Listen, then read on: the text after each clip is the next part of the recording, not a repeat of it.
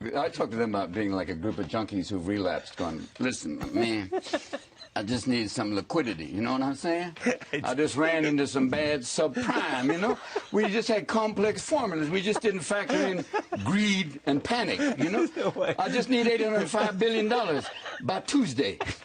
Yeah, no, seriously. No, I would not screw you again.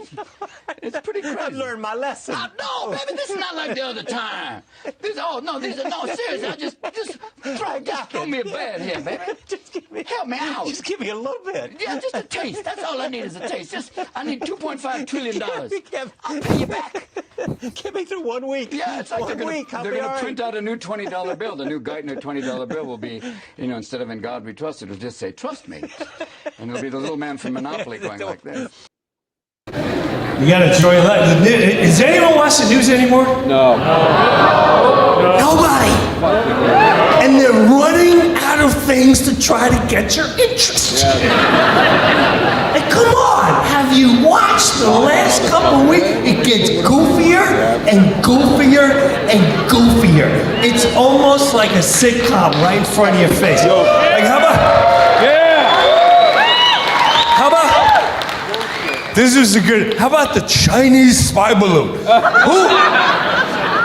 Who sat there and went, all right, I think we got a good one. You think they'll fall for it? Yeah.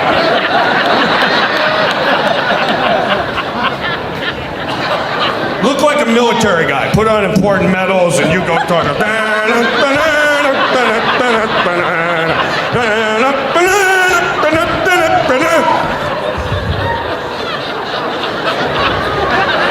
We're here to lie to your face.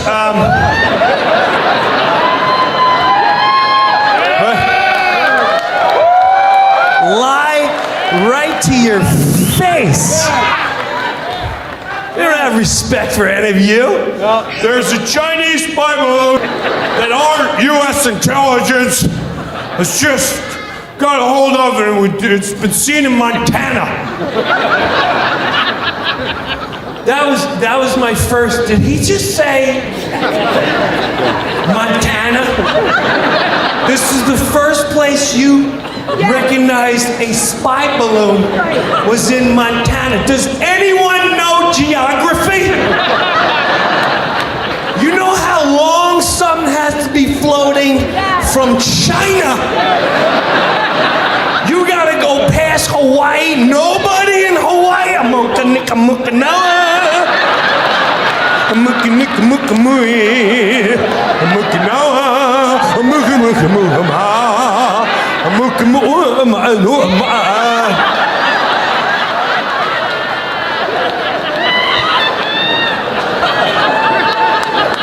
And now the Chinese spy balloon just keeps floating. Nobody in the ocean sees a spy balloon. You're passing California. Not one surfer.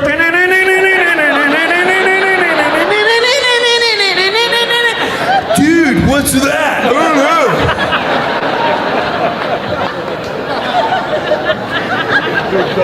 know. No one in Canada? Maybe it came through Canada. There wasn't one person ice fishing in the middle of Edmonton.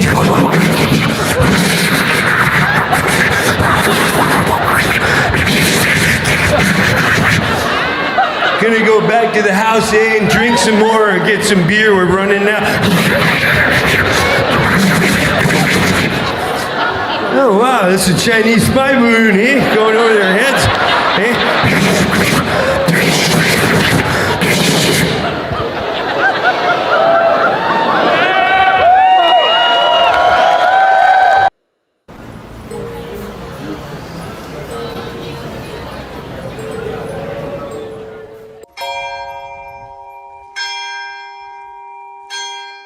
And welcome to this week's News from the Pew.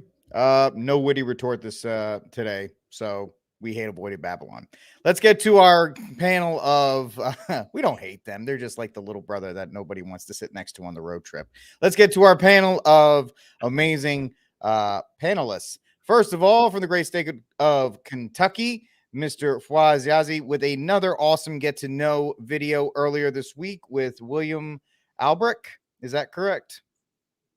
Yeah, all right. I actually got the word correct. So we're just going to move on. Next up, from the great state of Georgia, we have the one and only Jonathan Arrington joining us to bump the IQ points that I bring down in this program. He kind of cancels out and brings it back up like a bell curve. And then, of course, we have Mr. Steve Cunningham, the godfather of YouTube, where he puts out 5 videos and you only get 1 notification from it. So don't worry about that too much. Mr. Steve Cunningham. Gentlemen, welcome. And of course, we have things to talk about, and it wouldn't be a news from the pew if we didn't get to talk about the Donald and all of his Donaldy things that are taking place. Man, talk about a guy that just runs the news cycle. The fact that he's going to get indicted was the left's joy for the last week, and nothing happened. In case you have no idea what I'm talking about, good for you. And secondly, Steve's going to roll some of that beautiful footage, and it'll catch you all up.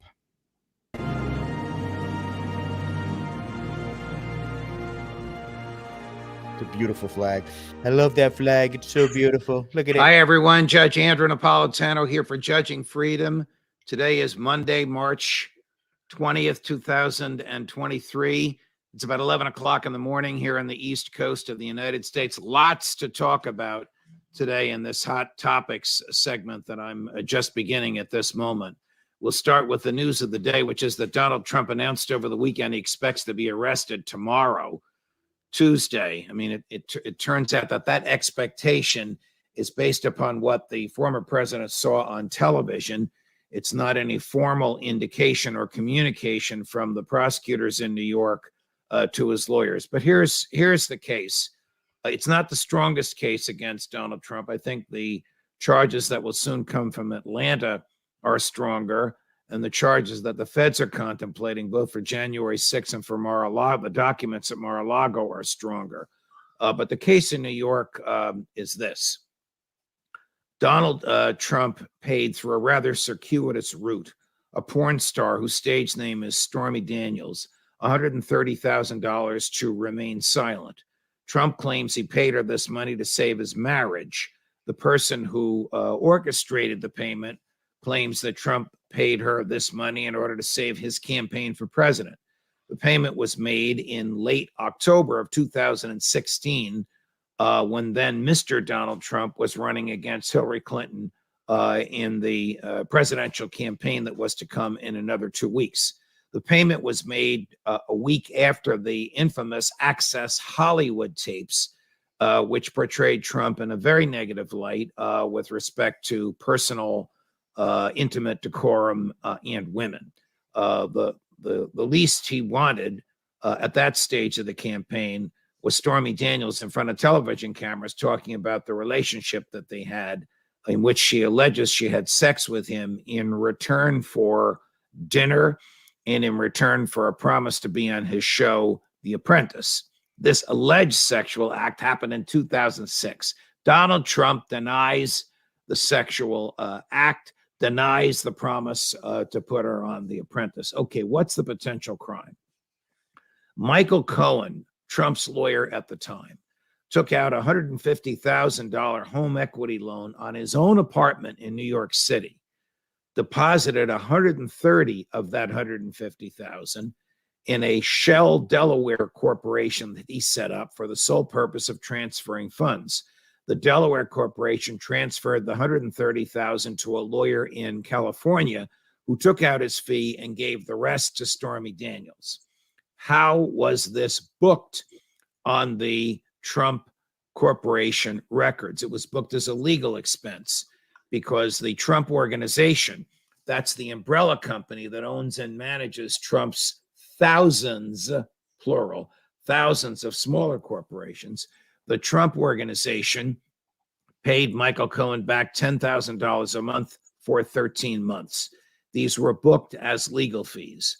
When the feds learned of this, they indicted Michael Cohen for orchestrating a scheme in violation of federal election law. What's the violation of federal election law? Well, the use of corporate funds for a campaign is a felony. So a federal judge accepted Michael Cohen's guilty plea to orchestrating a scheme whereby corporate funds the money that was paid from the Trump organization to Michael Cohen to reimburse him for what he paid Stormy Daniels was really disguised campaign payment, because a federal judge found that this was done to save Trump's campaign, not to save his marriage. So booking as legal expenses that which are truly not legal expenses is a very low-level offense in New York. It's a misdemeanor. It's basically a bookkeeping error. You pay a fine, you correct your books, it's over with. But if the bookkeeping error was done to mask a felony, that's the felony to which Michael Cohen pleaded guilty, which is orchestrating the payment of corporate funds for a campaign. If the bookkeeping deception was made to mask a felony, then the bookkeeping deception itself is a felony, and whoever orchestrated this or benefited by it can go to jail. That's the essence of what I think the charges will be against Donald Trump. These charges have been the subject of investigation in Manhattan for years. The current DA, Alvin Braggs, inherited this case from his predecessor, Cy Vance. Cy Vance investigated this case for 2 years, hired 2 former federal prosecutors and a bunch of ex-FBI agents to investigate Donald Trump. Cy Vance decided to retire. Alvin Bragg ran for the office to replace him. Bragg ran on a platform of not engaging in political prosecutions, becomes the DA, looks at the evidence, throws it out. So we're not going to indict Trump. Whereupon the team of investigators and prosecutors that had been investigating Trump quit. And one of them wrote a book about all the evidence they accumulated and how Alvin Bragg looked at the evidence improperly. And then Alvin Bragg changed his mind and decided, well, let's open up this investigation again. Whereupon they opened up the investigation. They asked the court to summon a grand jury, 23 citizens who meet in secret. There's no judge there. There's no defense counsel there. There's no defendant there. There's only the grand jury, the prosecutors, and whoever their witnesses are. The grand jury starts hearing evidence against Trump, including Michael Cohen. And now it appears the grand jury is on the verge of indicting Trump. One of the television stations in New York City reported that that indictment will come down tomorrow and that Trump would be arrested tomorrow. I don't think Trump's going to be arrested in the traditional sense where they're going to grab him and put handcuffs on him. I think, like in most white-collar cases, not Roger Stone's. Remember, they sent 25 armed federal agents, some dressed in military gear, 2 helicopters, and a gunboat in a canal behind Stone's house to arrest him at 5:30 in the morning. But another story for another time. I think they'll say to Trump's lawyers, your client has been indicted. Would he please surrender?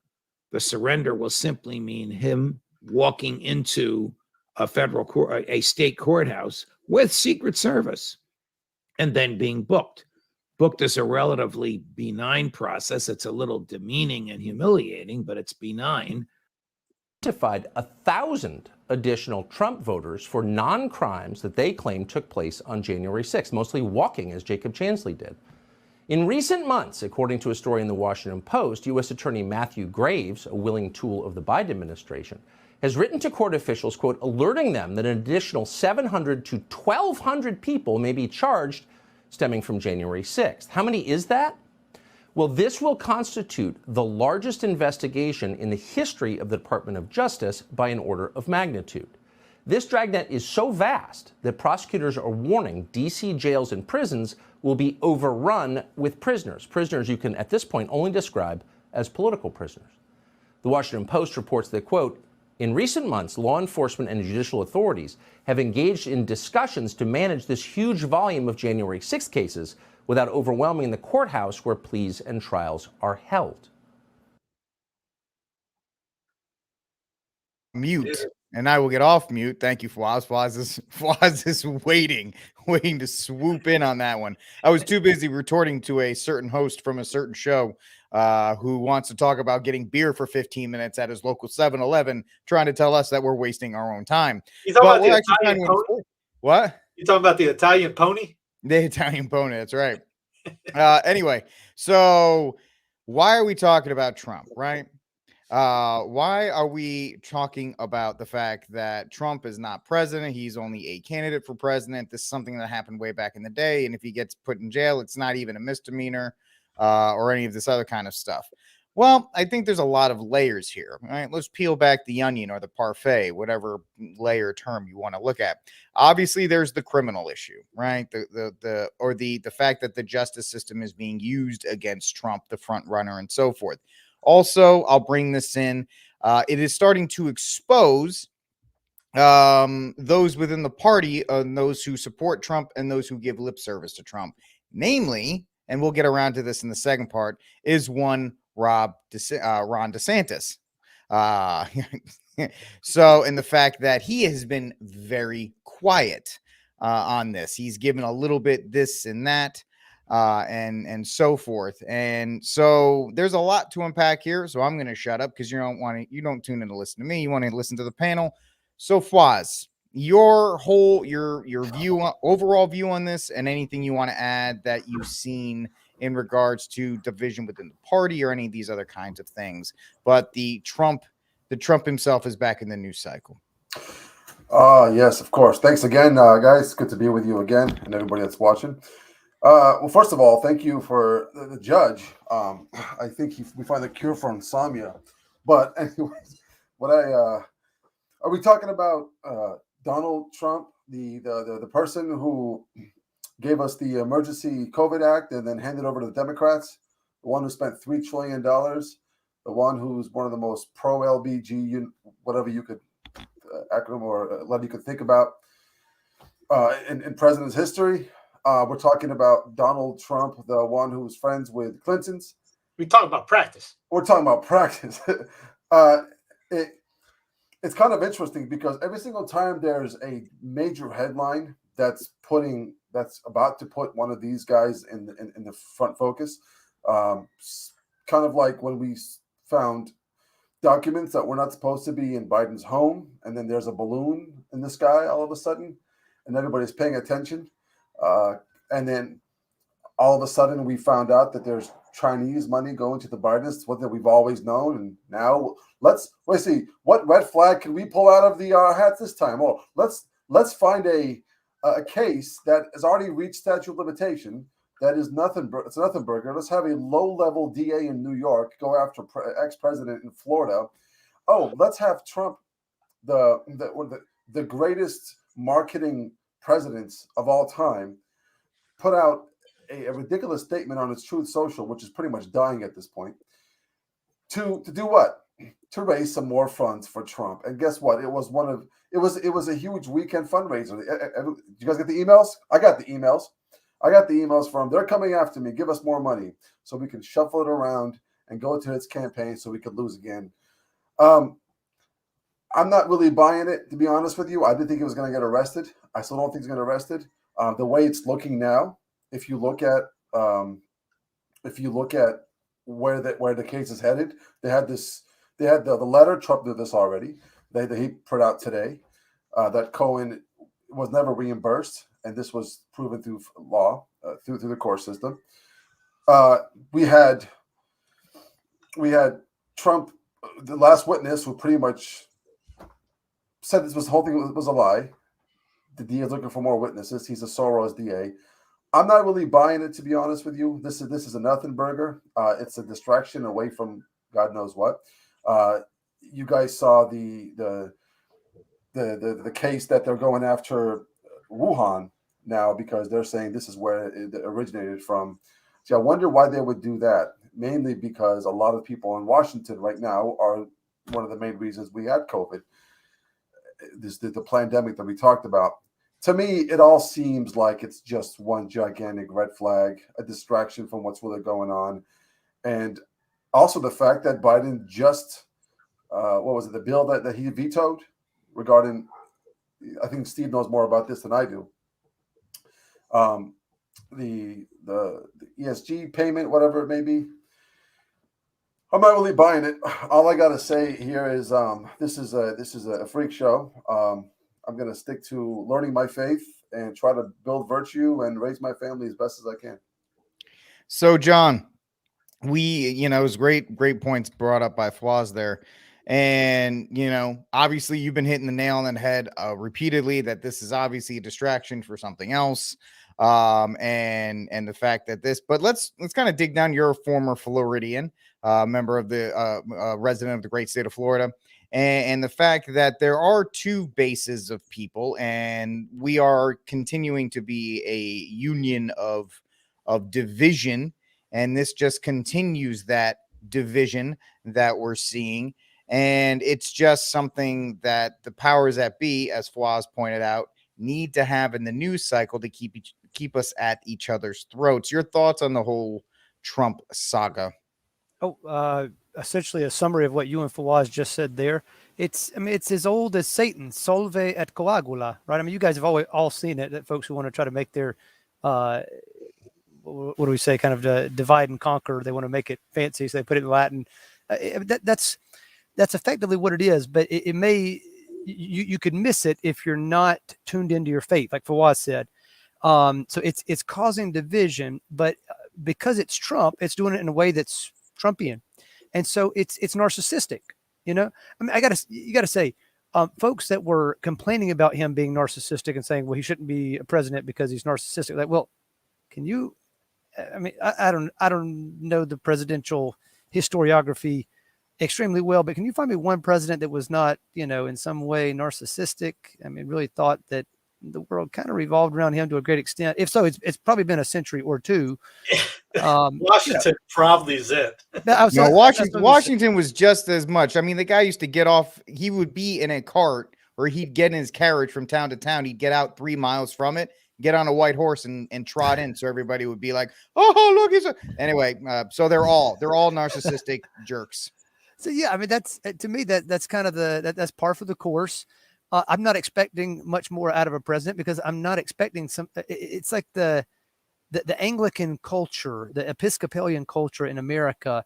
I think, kind of given their own particular history after Henry VIII, wants us to elevate clearly flawed human beings to a place where they're not worthy to be, instead of just saying, okay, this is a political ruler with some power, some of which you might actually call authority, some of it limited in its scope given our founding documents and all. But I mean, this is just par for the course for an American ruler, or here in his case, because he's been jilted in one way or another, whether it's by the establishment or, because who really believes that Biden got, umpteen million more votes than Obama. But, in any case, Trump wants to get back in the limelight. Okay. And so for a narcissist, the weird thing is, for them, it doesn't matter how they get the attention, really, even if they're humiliating themselves. And for Trump, I mean, I think that even the most diehard "Make America Great Again" MAGA guys, wearing the red hats and the clothes everywhere, and I met a lot of them in Florida. A lot of them. I got to say, every time we went to the beach, we saw. In fact, it was a set of guys that would come around. These older gentlemen who clearly, disaffiliated from the rest of the Republican establishment there in Florida, which is fine. But just to the nines with all the Trump outfits on. And, if we could get these guys and ladies as well to reflect on the matter a little bit more, I think they'd see that if Trump were in his right mind, he would simply go off into the sunset and say, hey, look at me. Look where I came from. And I became president. Can you believe it? What a joke, in our system, a joke. And enjoy his gazillions of dollars and his family in the last few years of his life. I mean, yeah, he may have a little bit more mental acuity than Joe Biden, but who wants to be compared to Joe Biden in the mental acuity argument? At least somebody like DeSantis, it's not even the game, right? I mean, DeSantis is like seriously very intelligent, whatever you may think of his politics. So I don't know. It's just it's another narcissistic whine for attention. And my money, if I had to guess, it's kind of ridiculous to even guess maybe, but my money would be on that he instigated it, that he begged to be sought down, and for he somehow leaked the story that he was going to be potentially arrested, because it's what a narcissist does. So that's my thoughts, kind of in line with what you and Fawaz are saying. So, Steve, to sum up Fawaz and to sum up John, you and I talked about it on Saturday when it came out. This is the greatest thing in the world that could happen to Trump. You want to talk about a martyr, a 20th century martyr? There you go. Your thoughts, Steve. Yeah, I mean, like Fawaz said, that he's a what do they call it? The live TV show guy. What was it? The reality TV show. He's a guru on this, guru of marketing. He knows how to market himself. He knows how to play at the pulse. That's how he won. Great job at doing it. That's really how you pull it off, along with being, part of the plan, as I keep saying, is he was no accident. He had to be in. He was the one, the steam to let go for the Obama regime. Like, hey, by the way, what is today? This day in 2010, we beat the odds. We got Obamacare, which 13 years later of people promising to get rid of that is still there. Now, the weird stuff about all this is, you got the Mexican president saying that Trump's arrest about keeping him off the ballot. Au contraire, personally, like we were talking with Rick, he's going to blow everybody away now. As it says, as Fox here, Biden's lead over DeSantis. It is DeSantis is not even a close second, and the rest of them are in the single digits. Maybe they had to just give out negative numbers to people like the old South Carolina governor who can't wait to bomb the world too. I can't think of his name. Then you got weird stuff like this, like Vigano telling everyone to have a 3-day fast for the J6 defendants and for Trump and all this. And go, wait a minute, aren't we fasting during Lent? Vigano, come on, what's going on? This guy Joseph, he's gotten all kinds of weird stuff out about really blasphemous stuff that he's posted comparing Trump to our Lord. Really. Here's the pastors calling for Trump's prayer together all night. Weird stuff. Here's Trump going after Alan Brigg. Just kidding. It's a fake photo. There's a lot of these floating around there. $1.5 million Trump raised in this move. He hasn't been arrested, but he put on what, Twitter or whatever, he said that he was going to get arrested. So everyone, their brother, flocked to it. You saw the people that came in going, the Trump team guys, the guys that are bought and paid for by Trumpzilla, they were out in full force the last couple of weeks. It was nauseating seeing them. Rand Paul did call for the arrest of the New York District Attorney Alvin Bragg. It's a, Storm? It's the whole thing of this politics is show business for ugly people. It's made for TV drama. Great, made for TV drama. The important stuff is nobody cares about, like what happened out in I don't know if anybody knew about the Ruskies the other day. Where's that at? Here, Trump arrest. Here we are. Президент Путин, я всегда называю вас как моим дорогим другом. 我非常高兴能够应你之约再一次访问俄罗斯，并且是在我连任国家主席之后的首访国家。Мне очень приятно по вашим приглашениям еще раз посетить Россию с государственным визитом. Тем более сразу после моего очередного переизбрания председателя ГНР и в качестве первой страны зарубежного визита я именно... Goes on for a little bit. I'll spare you the reading on that because no one likes to read. But if you read the Great Reset book, it mentions U.S. versus China. What do we have on the last week's program? No one. They said that I had to restart my computer before we started, so it wouldn't happen again. They couldn't read the captions. Basically, they had Z going out saying, if U.S. keeps doing this, we will retaliate. So the war with China is in full force. They can't wait to do it. You've seen it before. They've been talking about it. We're still doing the Ukraine thing. There was a ceasefire that was called for. I think Putin was trying to push it off. And guess what we did? If coming out of this meeting, there was some sort of call for a ceasefire, because right now, while ceasefire sounds good, it actually ratifies Russia's gains on the ground. It actually serves Russia's purpose for a ceasefire to basically call a stop right now without any acknowledgement that Russia's illegally inside Ukraine. So United States will be against the ceasefire because of this principal issue or because it was proposed by China? I think I've been very clear. It's about the principle of a ceasefire called for right now, which would essentially just ratify Russia's gains. The audacity of a man who is the spokesperson of a White House who wanted this war. Remember, it's the President of the United States that rejected every offer that Putin made to resolve this conflict before this conflict happened. It's the President of the United States that turned his nose up against proposals that Russia put forward in December of 2021 that would have prevented this war from happening. It's the President of the United States that prevented closure on this conflict on 1 April, and now 400,000 people are dead, and John Kirby saying we don't want a ceasefire? What a lunatic this man is. Believe me, the second half of this war is going to be worse than the first half. The Ukrainians are going to suffer another 300, 400,000 dead. And that's on Admiral Kirby. That's on Joe Biden. That's on the United States government.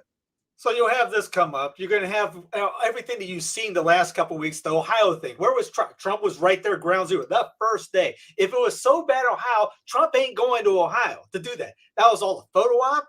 As Mary said, hey, as much as people want to say that was great, nah, he was doing that for political wise. He's going to use that for the upcoming election, just like anybody else would for the politics wise. Go after. He's the number one seed. There ain't no Cinderella in this story. It's going to be Trump versus probably Biden. Now, Biden might predicting if he was smart, or if the DNC smart, because they're going to get crushed. If not, they put Michelle as his VP because they can't. I mean, Kamala's not really going to do after 4 years of Kamala. Are you really going to have her come back on? You're going to really have to cheat hard to get this thing going. And you see the Obamas, right? They got a new podcast out. They are all over the place. They have yet to go away. Can't go on Twitter without seeing them right now. You're going to get Michelle and Biden. And Michelle's probably going to be the brain force behind that too. And you're going to get Michelle for the next 12 years. That's just a prediction of mine on this. That's the only way the DNC beats Trump in this, outside of obviously pulling the strings like they did before, which all the elections are rigged in some sort of another. It goes all the way back to what we said about even in the Jefferson age or Washington age, when people would go in with a beard and then come and vote, and then come back and shave, and then do it again, and then change their clothing and do it again. And so it's nothing. It's just electricity. It's the same things, except electricity is the difference for these days. Now, as it goes, it's just a big tent, big drama thing. Banks collapsing all over the place. You got foods problem. CDC could be here next year, next month. They could say. I mean, everything that he advanced, never let a situation crisis go to waste. I have a PDF that shows what they're trying to do for whether they got 50 cities that are going for the 15-minute, 20-minute city versions, and there's 8 in the United States. And what they were saying. Imagine you want to take a flight between now and 2030. By 2030, you get one flight in 3 years, back and forth. That's it. Car-wise, 0. Food-wise, you're in, I think they're 2025, they want to put like 25 kilograms, I think is the limit. 2030, 0. The bank, when they get the CBDC come out, programmable money, meaning whatever you want to spend it on has to be approved by whoever's programming it. And if you're not in these are stuff we should be talking about, not this arrested thing, not even the presidential thing. As DeSantis even said, I'm focused on stuff that's good for Floridians. He shouldn't even run for DC. Should just break away and just keep. There it is. Yeah. There it is. For Anthony out there. Yeah, right. But that's the only way. The only way to get out of this is to do that. And when CBDC comes in, again, I keep bringing up to guys that like speaking and going on tours and all this. Tell me how you're going to get to Mass when you can't pay for your gas to put it in your car, if your car even starts, to drive more than 15, 20, 30 minutes away to get to Mass. You're not going to be allowed to do that if this keeps going up in the not so distant future, which is hurrying like a freight train. And we're focusing on Trump right now. Why? Because he is a marketing guru and everyone's following. It's like that. It's like Brewers started at the beginning. No, we're just looking up the clouds, looking at this balloon. And he keeps going on. If you watch that clip, he's doing that. Fauci did it. We just parrot whatever it is. How many texts I got on the balloon going, guys, it happens all the time. Why are we now focused on? They tell you what to look at while they're going to come right with a right hook against your face while you're not looking. Every time, and we fall for it every time. Yeah. Fwaz, jump in here. Yeah, no, I just wanted to share, Steve, thank you for that. Just really quickly. Now, a lot of this stuff has been predicted. And this is the problem that we have, if I could give a Catholic perspective on this problem we have of not following our Lord's orders and Our Lady's. When heaven speaks, we should listen. I mean, the fact that we had many popes since Fatima and not consecrated and not had the consecration, I'll show you 15 minutes we didn't have to deal with this.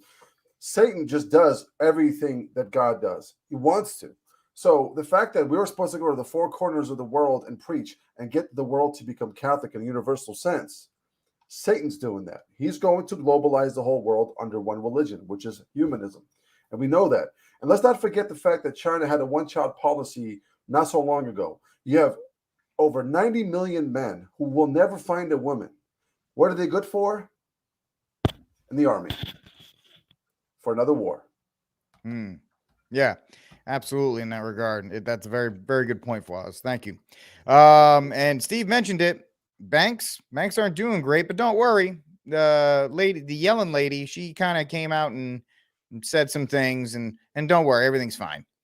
Actions demonstrate that all depositors' savings in the banking system are safe. This is not something that we have looked at. It's not something that we're considering, and that would be a case-by-case determination. I understand. I have not considered or discussed anything having to do with blanket insurance or Stop guarantees yelling. Yesterday, Jerome Powell chose pain, not for him, of course, but for the rest of us. The Fed hiked rates yet again, up a quarter point to the highest rate since 2007. Yes, that was the eve of the global financial crisis. A metaphor I like for Fed policy is it's permanently driving as fast as possible, as close to the cliff as possible, with no headlights. Powell just stomped on the gas. Why? On the one hand, hiking rates hurts banks even more. It deepens their investment losses. On the other hand, hiking rates also chokes off the private economy. It crushes businesses and jobs. So why did Powell choose to crush both? Because it covers the Fed's butt for the near double-digit inflation that their $7 trillion flood of money printing, they did that to finance COVID lockdowns and now to finance unicorn farts. Powell chose to sacrifice all of us to cover the Fed's butt once again. There could be a lot more pain coming because central banks know that once inflation digs in, once it gets away from them, it is very, very hard to stop. And they fear that because it leads to public anger. I like to call that the pitchfork standard, which leads to political pressure to take away central banks' power in the first place. Now, in American history, we've already shuttered 3 central banks because they do what central banks always do: create inflation, recession, and financial panics. And they're unconstitutional for those scoring at home. So welcome to the party, Powell. As for causing more trouble for the banks with rate hikes, Powell probably figures he'll just keep throwing $1 trillion at anything that breaks. After all, it's not his money. It was siphoned from you. And as long as the banks hold on to all that bailout money instead of spending it on expensive dinners and yachts, the inflation that it causes is delayed long enough that they can come up with excuses. So Putin's price hike, greedy grocery stores, whatever it takes. What should they have done instead? From the beginning, it was an easy solution: cut government spending. The lockdowns were a mistake. The ongoing spending once COVID peaked was certainly a mistake. The unicorn farts are just adding to the fire. Stop government spending, and you don't have to crush the people. You don't have to crush the banks with these fastest rate hikes in 50 years. So what's next at this point? More layoffs, more bankruptcies, more financial collateral damage, potentially more things to break in the financial system. We're already seeing another storm brewing with commercial real estate, which is an $11 trillion market that went through not just these reckless interest rate hikes, but they had all kinds of disruptions from COVID itself, people fleeing cities, people transacting in different ways. This is then affecting all of those investments. So we'll be watching. See you next time. Yep, that is our continued coverage and tracking of the banks being so inflated that there's only one place to go. And we're seeing, do we have anything from the Credit Suisse, Steve? This situation has been a source of concern for a few months. And this is why the Federal Council has had discussions on several occasions on this, and had contact with FINMA and the Banque Nationale Suisse. In recent days, a number of financial markets have been rocked by the situation. A number of fragile banks have been made more fragile, and despite this good, strong situation, Credit Suisse has lost trust, confidence from the market. The liquidity situation of the bank is one of the priorities. The Federal Council has made decisions on Thursday evening already, which came into effect at 8 p.m. on Thursday in order to complement cash brought by the BNS. with a second tranche of 50 billion francs. That cash was made available as early as Friday. The second decision was already made, also made on Thursday evening, a guarantee of additional cash to the tune of 100 billion francs. This will be guaranteed by the Confederation. As you can well imagine, that was also one of the discussion points with the financial delegation from the Parliament today. The Federal Council has also worked on various scenarios about Credit Suisse, which had already been discussed earlier this year by the Federal Council. On Friday, we noticed that cash exits and market behavior meant that the trust could not be restored and that a very swift decision was necessary to guarantee stability. The solution is presented to you tonight. It's the takeover by Credit Suisse by UBS. The Confederation Council supports this decision after meeting with the Banque Nationale Suisse, the FINMA, the regulator, Credit Suisse, and UBS. Yeah, folks, you have to understand that the Swiss banking system is kind of the backbone. I know we talk about how you got another one? All right. All right. So it looks like Federal Reserve announces July launch of central bank digital currency infrastructure. It was a test run a few months ago. Ha! Shocking how those test runs go to live. Yeah. I mean, it's something that people who don't pay attention to things get shocked by. Yep. Well, I mean, they've been doing this. They tested out this palm reading system in Seattle with Amazon.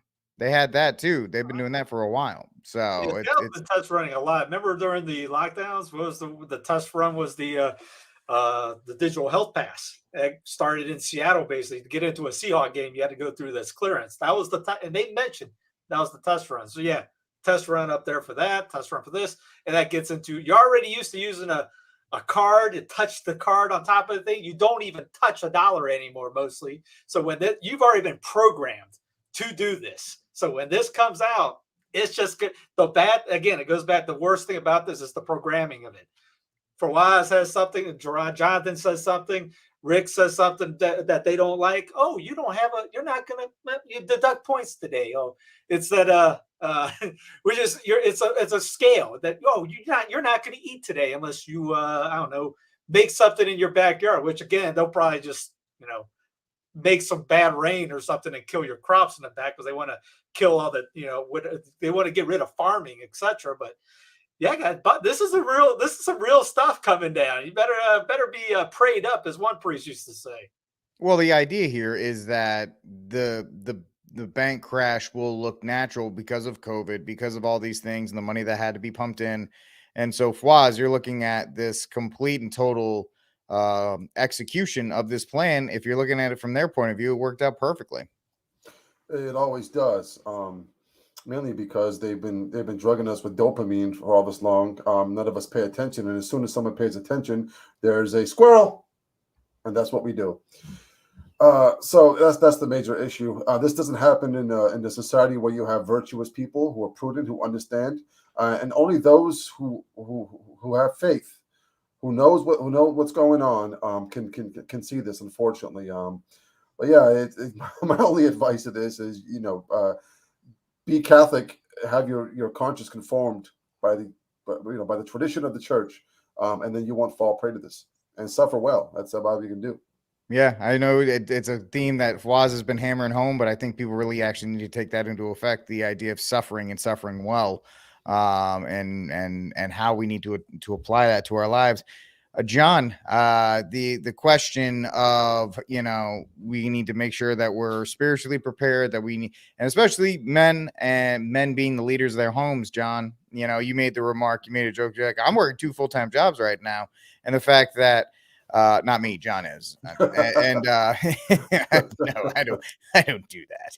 But John, you're the idea of working and providing and being the leader, gentlemen. And I'll throw this to John. It's gonna fall on you very soon.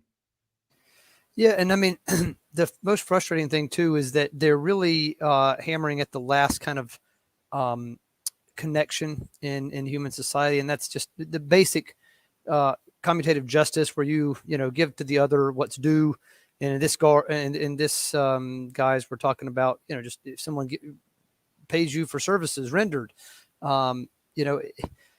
if you basically for your hard work are not able to save it without the money kind of almost crumbling or burning in your hands, which is effectively what happens with the horrors of inflation with stuff like this. I mean, there are smart people out there who've done a lot of research that say that basically more or less every civilization is brought down by something like this on the human scale. Right? On the divine scale, yes, follow St. Augustine's De Civitate Dei on the city of God, and follow it as God's hand moving in all these things, even when Rome falls, in St. Augustine's day.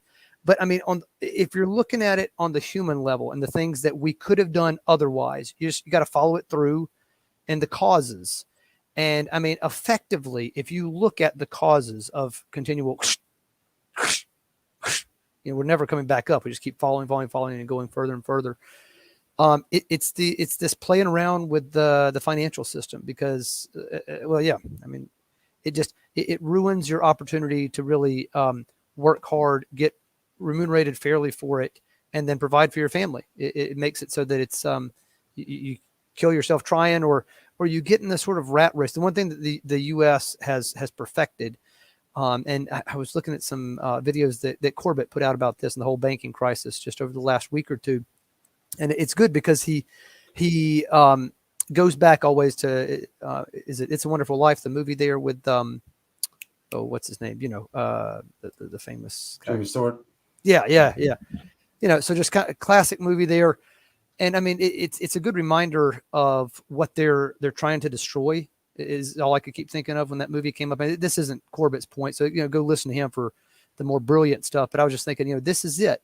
Not only they're going after the justice, so the things that we might be trading between one another and stuff like that, they want to destroy the family because naturally. So Rick, you asked the question, what about us fathers out there? For us fathers, it's simple. We want to provide for our family. Okay, we want to be able to see them flourish. Yes, spiritually primarily, but because of the straight in life we got ourselves in. We have to try to allow them to flourish corporally, physically as well. And we do that by working hard and by providing for them. And with things like this, it puts an extra stress on the parents, but I'd say especially on the fathers that shouldn't be there, and kind of drives us to our wits' end, as you see there in the Jimmy Stewart movie. And so, yeah, we got to pray that not only are we prepared spiritually for this, but that as far as our state in life allows, that we're preparing for it in other ways as well. It's got to be prudent, and doesn't mean maybe looking at every single bit of news that comes out, just taking the normal steps to provide for your family when the time comes.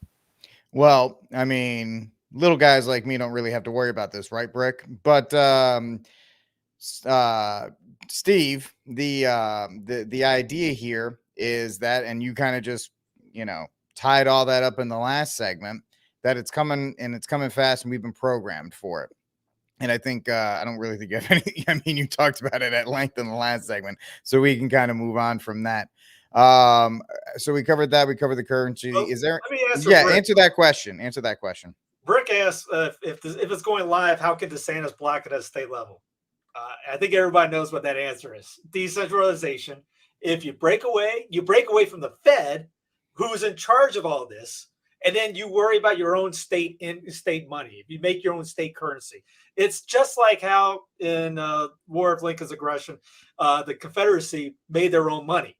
Which, by the way, William Ellison was one of the richest. By the way, he was black. He was a free black man, and he was the richest Southerner he was from South Carolina too. His kids were in the military, in the artillery. Anyway, they had their own money. Backed on by gold. So that's what you can do. You can take that idea, break away, create your own currency, and then do whatever you want with it afterwards. The problem is making sure you have somebody that's not going to go back in and get to the digital thing. And if you want to trade, obviously, good luck in trading with international groups, because most all the other people are going to go into this digital currency type deal thing, and you won't be able to trade with them for 4 things. So you're going to have to produce on your own. So if you're going to just basically tighten everything up. learn how to farm. If you're in Florida, you got plenty of natural resources, fruits, fish. I mean, people survived long ago with, just that stuff, fruits, fish, meat, things of that nature. Now, if they come down and try to poison your waters and things like that, that's a different story. But you can pull this off. It's just, do we have the ideas to do it? We have the leaders to get it, but you have to have that first step. It's the same thing. What that one guy was talking about, centralized bank. Everything's trying now to be centralized, growing everything into one. And when you see that kind of that demonic unity, in a sense, disunity, but it's all come into one, it's easier to destroy everyone that's underneath it. So if you have one big thing controlling everything, all its tentacles are done. You got that one guy in control pushing all the buttons. You got to decentralize that, but then you got to be man enough to be able to take care at home, be able to worry about who's running it and take care of your own backyard. That's the only way. Because right now, if the Fed is in charge of everything, which shouldn't be done. And as I mentioned, the Constitution part, what the guy said about the 3 banks, yes, that's why they didn't have it in the Constitution to begin with, because they said Madison and Hamilton had a meeting outdoors talking about the first bank of the United States. And then Madison said, if we put that in, they won't vote for the Constitution. They had to do it. They had to table it for later so it could come up. And then they put it in. It failed. And they tried it again. It failed. And then they got the Fed in. So they knew from the beginning it's a bad idea, which it's now we just kind of like, yeah. But, all right, gentlemen, I'm going to have to cut this short because I have John Wick tickets that I have to do a review for Spiritus TV. So, lightning round of Cry Room and Saints of the Week. Fwaz, you first, my friend. Yeah, my Saint of the Week is going to be, by the way, enjoy that movie. Let me know how it is. I'm looking forward to it, too. There'll be a review up tomorrow morning on Spiritus. I'm looking forward to that. Thank you, buddy. I'll share that as well. My Saint of the Week is the president of Uganda. My new people. That's where I'm at right now. I took the late flight last night and I landed this morning.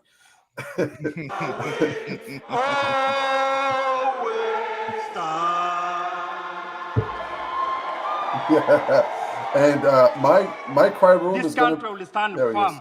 And once it passed, I can tell you, Madam Speaker, we are going to reinforce the law enforcement officers to make sure that homosexuals have no space in Uganda. Why are you gay?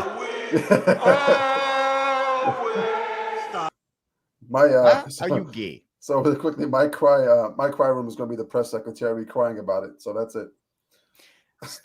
John, who you got? One thing at the top. We have grave concerns with the passage of the Anti-Homosexuality Act, AHA, by the Parliament of Uganda yesterday, and increasing violence targeting LGBTQI+ persons. Absolutely. Yeah, Katrina's not welcome in Uganda, which Uganda looks real nice this time of year. John. So I'm putting in my cry room the UN counterpart to Jean-Pierre, who I think whined about it as well, if not cried about it. So there you go. I'm jumping over to the other side of the Atlantic. That's all. So, do you have a Saint of the Week? Yeah, I'd say the various people who helped to push that bill through. Wow.